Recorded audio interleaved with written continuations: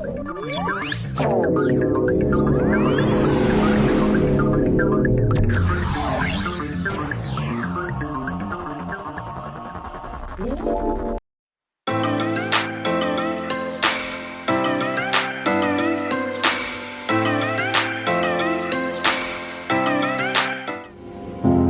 do you know what is green technology? How important this green technology is to our country? Why is it important to be adopted within the construction industry? And how can this green technology concept be promoted among the public?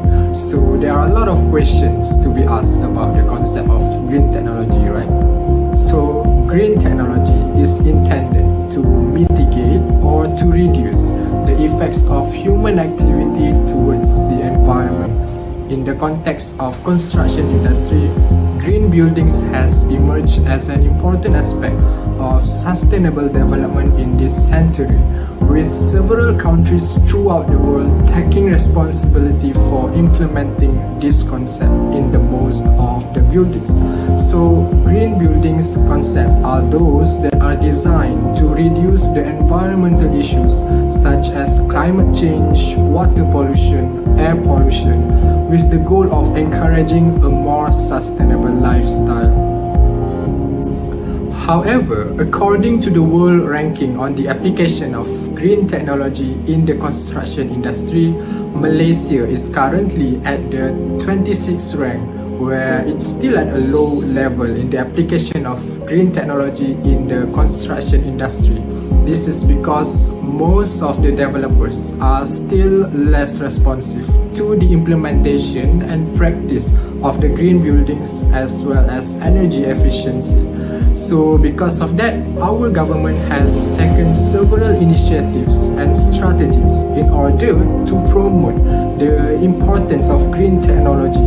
So before we go through the strategies and initiatives undertaken by the government, let me show you some of the results from the survey that we have conducted.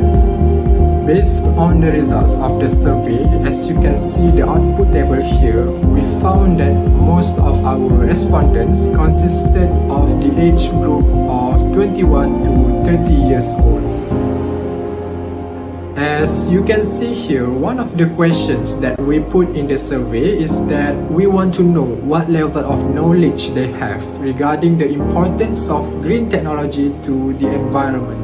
So based on the SPSS output table and the bar chart we generated, we can see that there are 73%, which is most of the respondents do aware and know about the importance of green technology towards the environment, while the other 23% of the respondents which are not quite sure whether they know about it or not.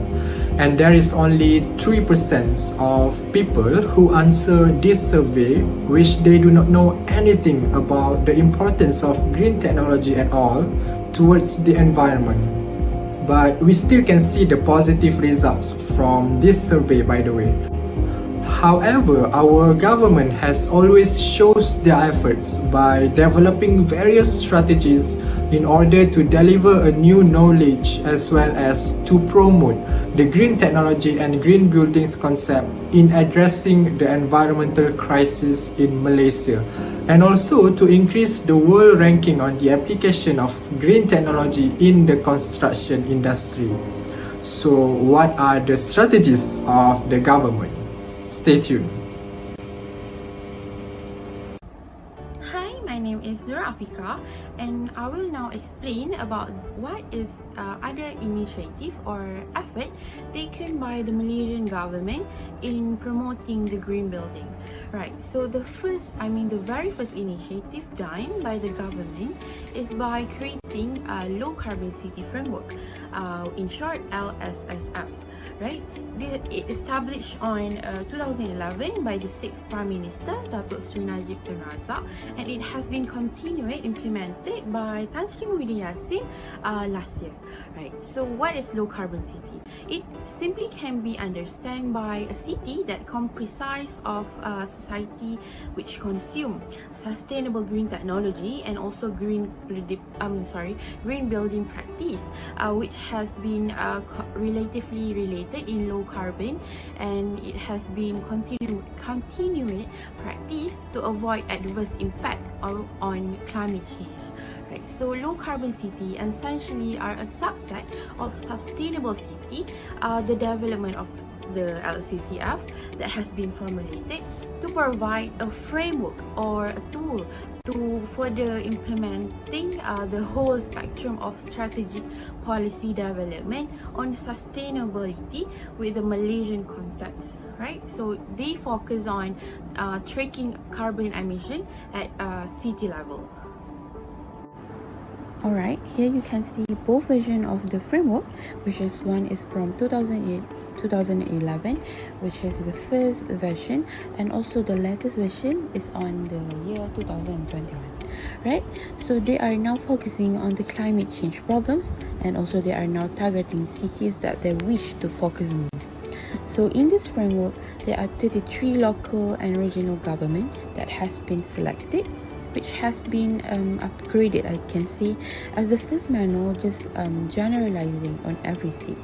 Right. So showing that Malaysian government are truly committed in conserving the environment, as the framework has been improved following years and continued to be implemented till now. Furthermore, according to the 8th Prime Minister, Tan Sri Muhyiddin Yassin, last year, under this framework, there will be the low carbon cities catalyst grant, which has been called Gerak, which has been accounting to 35 million incentive that has been launched to support this project. So it is for local charity to implement the high impact low carbon cities, which one of the initiative is to transform the cities in Malaysia into a low carbon cities. So, according to the Minister of Environment and Water, Datuk Sri Tun Ibrahim Tun Man, he said that the priorities will be given to the local charities that will be implementing the low carbon city framework, and also the low carbon cities 2030 challenge in the low carbon zone category. Right? So the government believe that this initiative could help to develop the local green technology, the local green economy, and attract domestic creating jobs, whether in international investment in Malaysia. So it is a good opportunities and policies. Next strategy is the Green Technology Initiative integrated into VATS program. So under the Strategic Trust 3 of the National Green Technology Plan (NGTP), specifically indicated that the government needs to intensify the human capital development in green technology through the increase in training and education program, integration of courses and topics under green technology into the national school syllabus, and the increase of the number of the modules for courses related to the green technology in both public and private higher education institutions. It also advocates for programs and scheme focused on enhancing competency of a semi-skill level through further development programs, and assert the certification mechanism for competent personnel in the green technology areas. So as we know that the integration of a green topic will provide the primary knowledge and hands-on experience on the green technology elements at a very young age. It's also to prepare more undergraduates or postgraduate level qualified workforce in the field of a green technology, so as to meet the demand of a green job labor force in the country. Apart from the integration and development of curricula for skills related to new and emerging green technologies, for example, solar panel packaging, wind turbine installation, hydroelectric power technician, and etc. So the policy direction advocate for financial support for students that pursue green technology program, and a fiscal incentive for institutions that offer programs in the green technologies.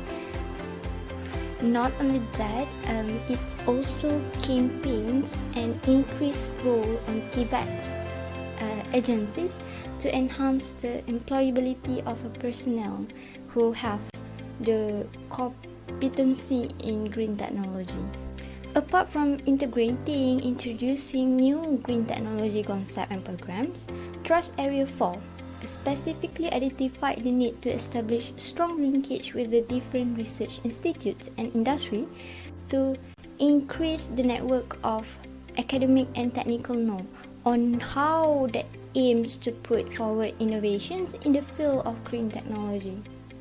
For example, in Malaysia, we know that a green technology awareness program have also been carried out in polytechnics through different events and activities.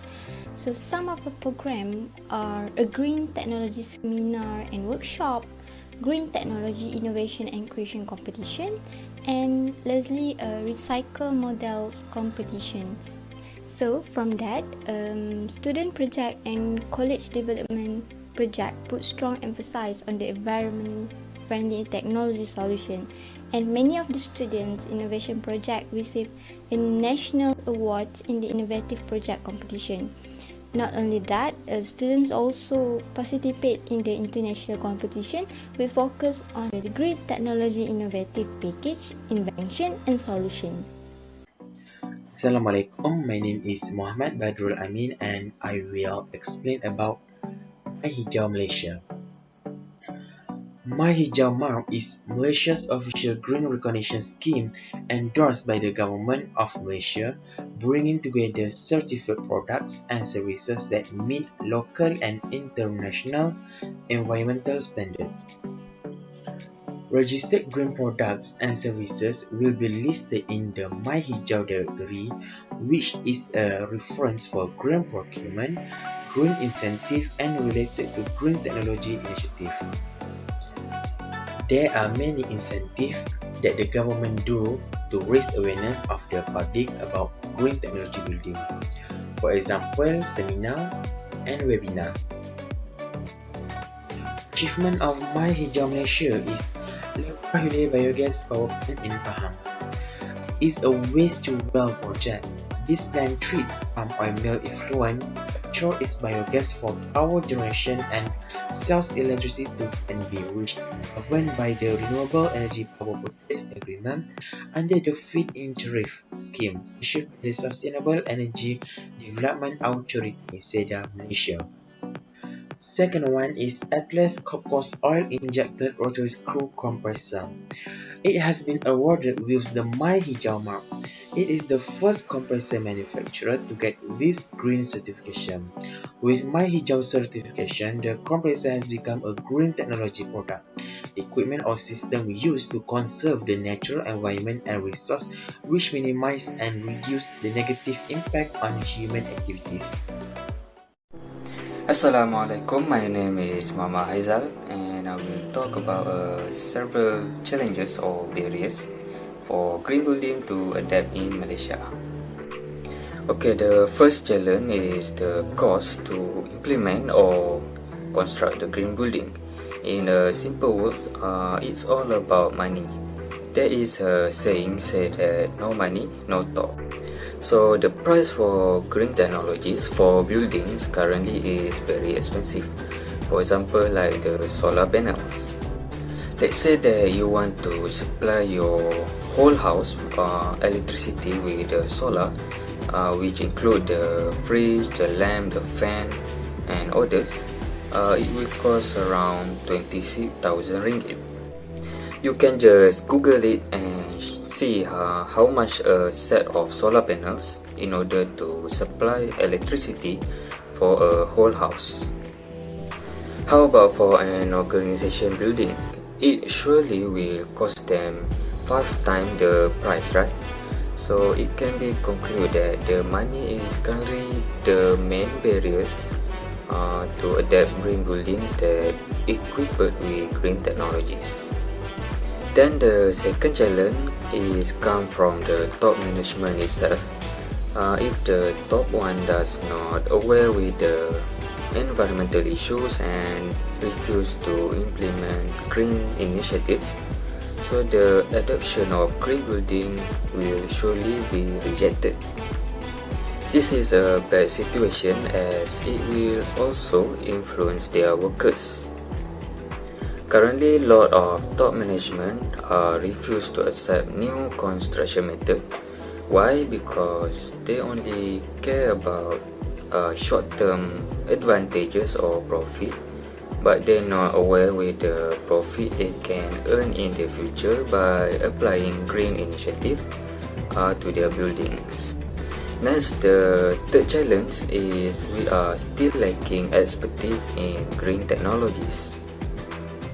Green technologies are complicated and it needs professional knowledge to handle. This issue can reduce confidence of stakeholders and clients to the company that they are dealing or receive their service in terms of the green technologies implementation. Some companies refuse to send their workers for training because they worry that the workers will turn over for another company with higher salary after they receive the training. No expertise means that it will be hard for a company to control the green technologies because it is complicated and no one got the experience or knowledge to handle it. In addition, the expertise are very important because they are more knowledgeable in sustain the environment in terms of the use of specialized tools and green construction plan. For example, if a building is producing a lot of heat, they cannot just install a normal roof. And expertise will suggest to use a wind turbine which will help to extract heat or gas from the building.